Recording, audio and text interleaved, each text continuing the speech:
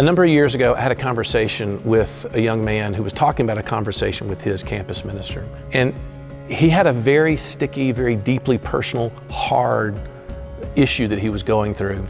And as he talked to his campus minister, he related almost verbatim what his campus minister had said to him in the midst of that struggle. He looked at him and he said, "Look, it sounds to me like you're going to have to find out the mind of Jesus on this whole thing." And that young person looked at me and said, "That was the first time that I ever began to walk with Christ, to have a living relationship with Jesus." And it all started there with that campus minister saying, "Jesus is who you're looking for, I promise you."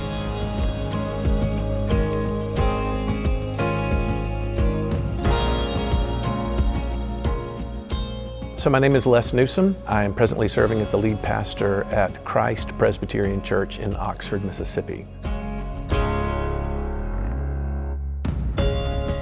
You know, I did not know about RUF when I was in college. I didn't go to a school that had RUF and really wasn't aware of it until I went away to grad school and seminary. As I began to make friends in grad school and get to know new people, there were a group of guys that I met and hung out with who all kept talking about this experience they had with this ministry called Reformed University Fellowship. But they were different. There was something unique about all those guys. I remember saying at the time, these guys, they know what they believe, they can talk about their faith. Seems like they've got grace kind of in the center of the things that they do. They just had a faith that was more than just personal. It helped change the way they viewed the world around them. And that became so compelling to me that I ended up just very off the cuff calling one of the founders of RUF, Bibo Elkin, and asking him out to breakfast. And in the midst of that conversation, he asked me if I was ever interested in campus ministry. And I was like, "Well, I don't know, what do you got?"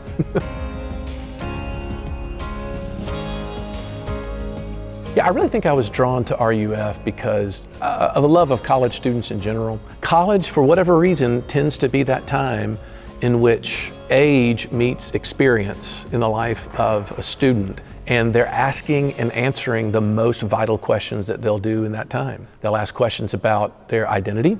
They'll ask questions about whether or not there is truth. They'll ask questions about the foundational relationships that are going to shape them the most. And they'll begin to wonder what it means to be a Christian in the world. That, I think, is the reason why I was drawn to it, because it felt like an absolutely vital moment in the life of a student, that if I can meet them there, you're able to shape that much more of their future, and therefore the future of the church. Maybe in different cultures, when coming of age happens in different stages, we might find other more key moments. But again, for American evangelicalism, the college campus strikes me as the most vital and important place where the gospel needs to be.